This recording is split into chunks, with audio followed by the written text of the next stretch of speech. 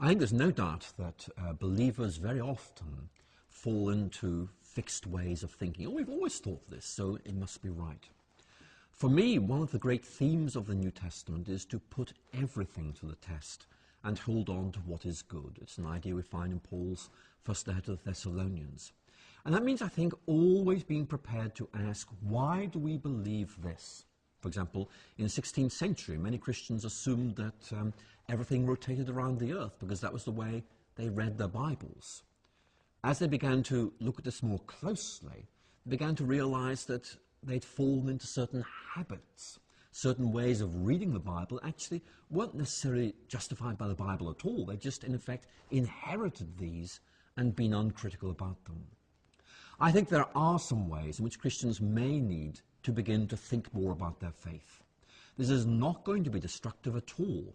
It's more about expanding our vision of the gospel and realizing that sometimes scientific advance actually helps us to appreciate its depths more than otherwise might be the case.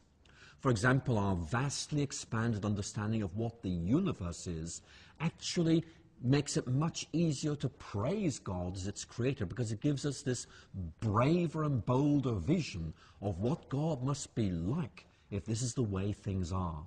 And similarly, for example, understanding more about the way in which we think may help us understand why sometimes we get God wrong.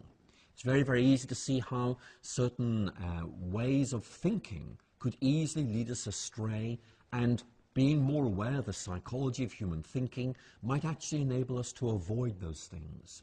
So what I'd want to say could be summed up in a phrase: we have nothing to fear from the truth.